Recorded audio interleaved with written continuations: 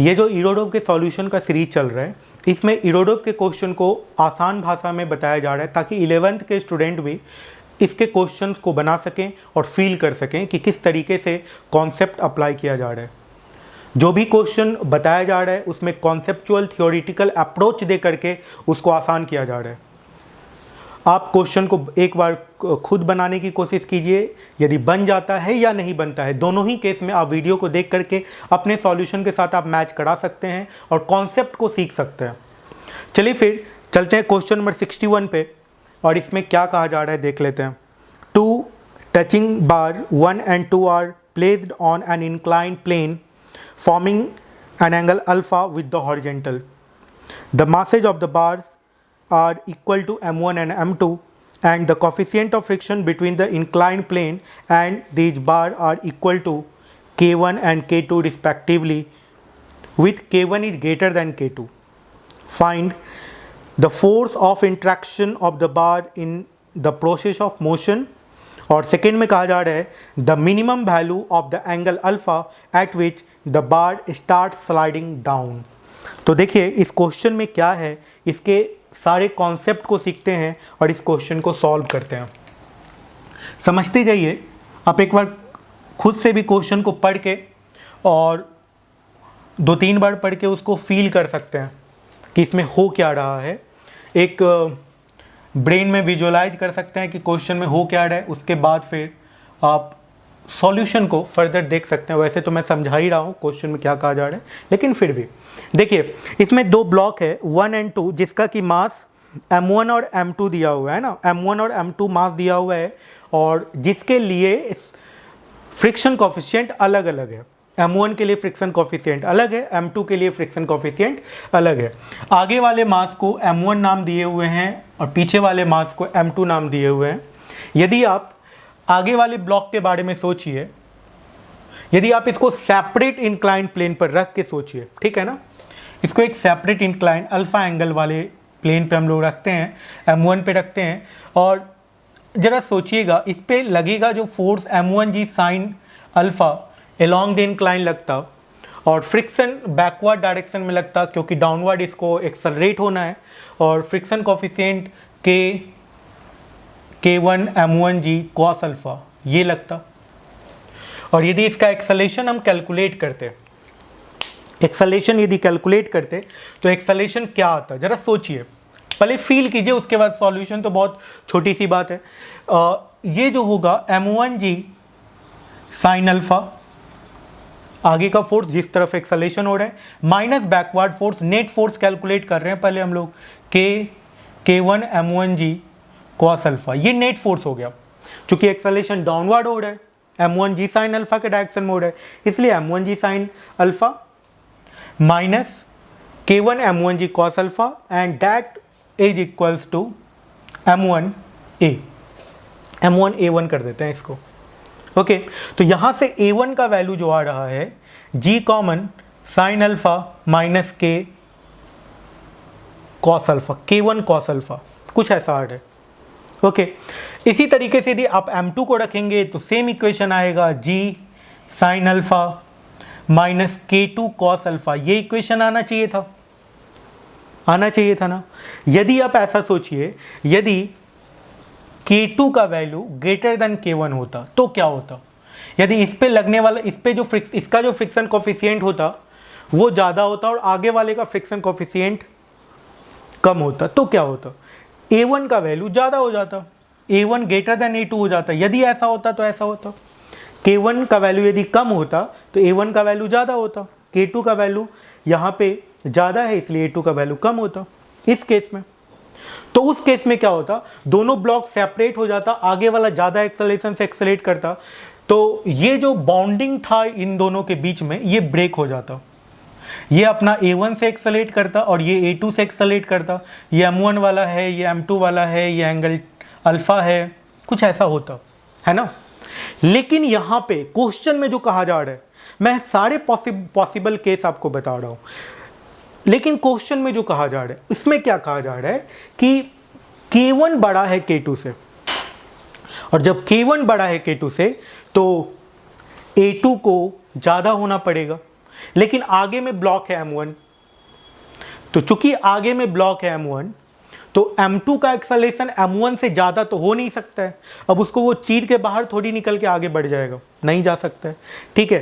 तो इस कारण से क्या करेगा, m2 m1 को पुश करेगा, इस तरीके से वो पुश करेगा और m1 m2 का एक्सेलरेशन सेम हो जाएगा। क्यों होगा सेम एक्सेलरेशन? क्योंकि m2 कह रहा है कि हमको ज़्यादा एक्सेलरेशन से एक्सेलरेट करना है, तो वो आगे की तरफ बढ़ना चाहेगा, लेकिन आगे में तो m1 है, वो आगे उसको बढ़ने नहीं देगा, तो उसको पुश करेगा। पुश करने के कारण एक फोर्स लगाएगा, जो कि क्वेश्चन में कहा जा रहा है, जिसको इंट्रैक्शन फोर्स कह रहे हैं। समझिए इस बात को, जिसको क्या कह रहे हैं, इंट्रैक्शन फोर्स कह रहे हैं। और इंट्रैक्शन फोर्स आपको कैलकुलेट करने के लिए कहा जा रहा है, ठीक है। फिर अब ये कंडीशन आप समझ गए कि K2 यदि बड़ा होता तो क्या होता। क्यों क्वेश्चन में K1 को बड़ा कहा जा रहा है K2 से? क्वेश्चन को कैसे बनाया जा रहा है, क्रिएट किया जा रहा है यहाँ पे। तो अब आगे बढ़ते हैं और देखते हैं जब K1 बड़ा है K2 से तो क्या हो सकता है, तो फिर क्या करना होगा, कैसे आप क्वेश्चन को सॉल्व कीजिएगा। चलिए फिर देख लेते हैं जो क्वेश्चन में कहा जा रहा है, अब वो हम लोग करते हैं।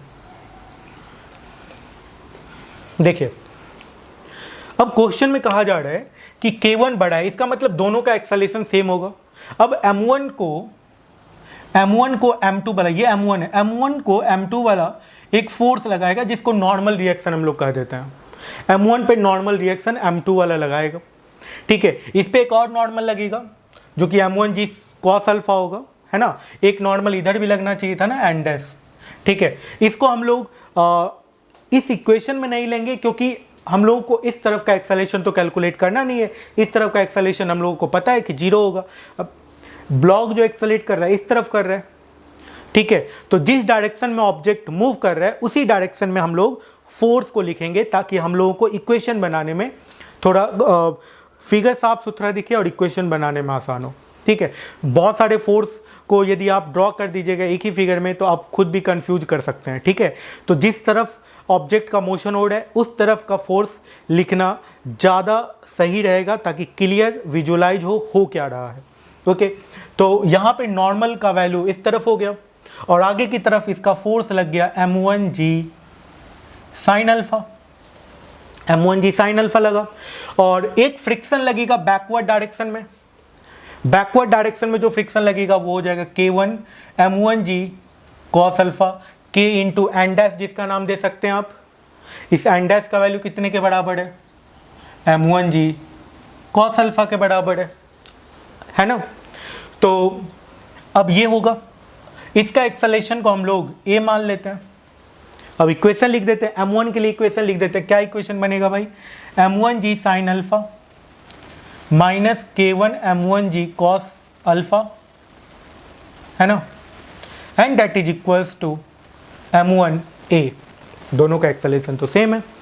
अब इसके लिए इक्वेशन लिखें, ब्लॉक 2 के लिए M2 के लिए लिखें, तो इधर लगेगा M2G साइन अल्फा, फ्रिक्शन लगेगा K2 M2G cos अल्फा, और इसका एक्सेलरेशन हो गया इस तरफ A।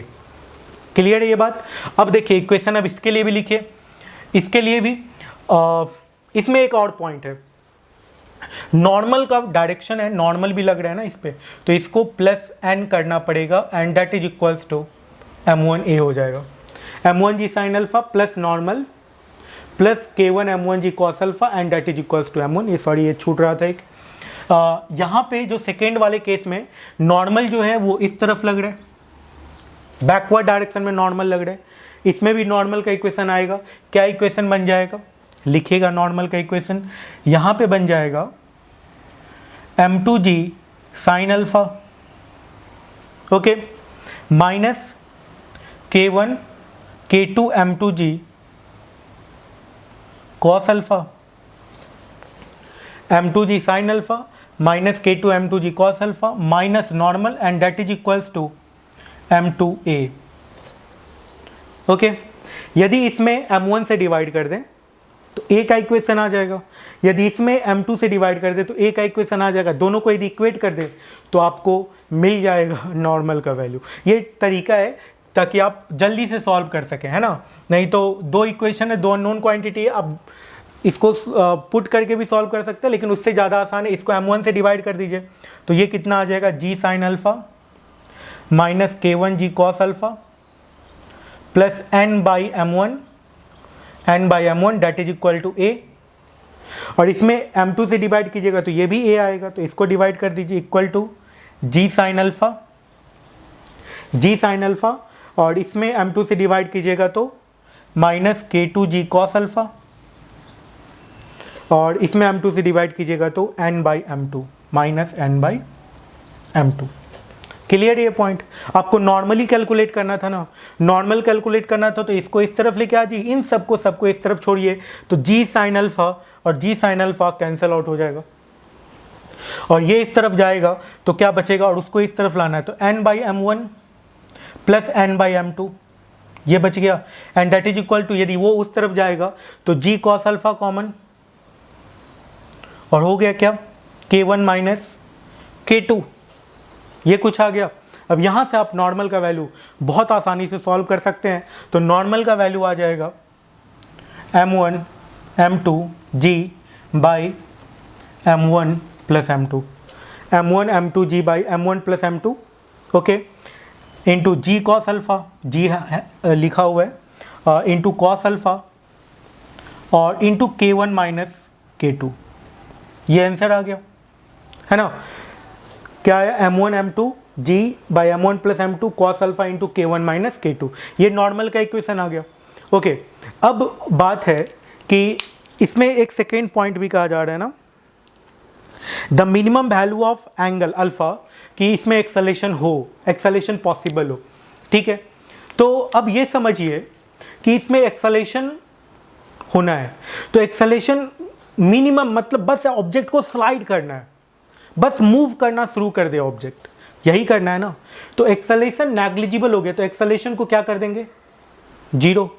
यदि आप एक्सेलेरेशन को जीरो कर दीजिएगा तो फिर कैलकुलेट हो जाएगा अल्फ़ा का वैल्यू जिसके लिए ये ऑब्जेक्ट स्लाइड करेगा। मीन्स ऑब्जेक्ट को जस्ट स्लाइड करना है, मीन्स एक जस्ट स्लाइडिंग के केस में याद रखिएगा, जहाँ पे जस्ट स्लाइड की बात की जा रही है या स्लोली मोशन की बात की जा रही है, ऑब्जेक्ट स्लोली मूव कर रहा है, उस केस में एक्सेलेरेशन का वैल्यू जीरो लिया जाता है। इस पॉइंट को आप नोट कर दें, ठीक है। In case of slow motion of object और in case of just start to slide, acceleration should be zero.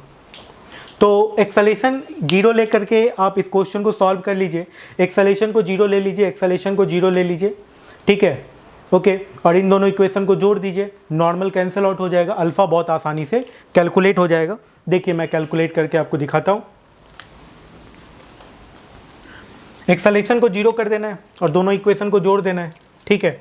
तो जब आप इन दोनों इक्वेशन को जोड़िएगा एक्सेलेरेशन को जीरो करके तो नॉर्मल कैंसिल आउट हो जाएगा और ये तो जीरो ही हो गया, तो बच क्या गया, देखिए m1g sine alpha plus m2g sine alpha, okay.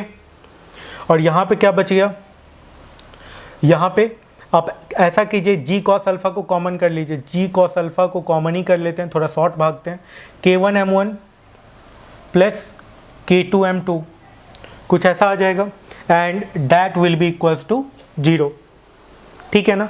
अब यहाँ से क्या हो गया, g कॉमन आ गया, साइन अल्फ़ा कॉमन आ गया, m1 प्लस m2 बच गया और यहाँ पे g cos alpha k1 m1 plus k2 m2 हो गया। अब इस पॉइंट में आप देख सकते हैं g से g कैंसिल आउट हो गया, साइन अल्फ़ा cos अल्फ़ा से डिवाइड कर दिया हमने तो tan अल्फ़ा हो गया और ये हो गया k1 m1 plus k2 m2 by m1 plus m2, ये आ गया tan अल्फ़ा का वैल्यू, या alpha equal to tan inverse k1 m1 plus k2 m2 by m1 plus m2, ये आप लिख सकते हैं। इस तरीके से ये क्वेश्चन बन गया है। समझिए क्वेश्चन को और देखिए कैसे बनाया जा रहा है। चलते हैं नेक्स्ट क्वेश्चन में, बढ़ते हैं आगे, सॉल्व करते हैं उसको। Thank you.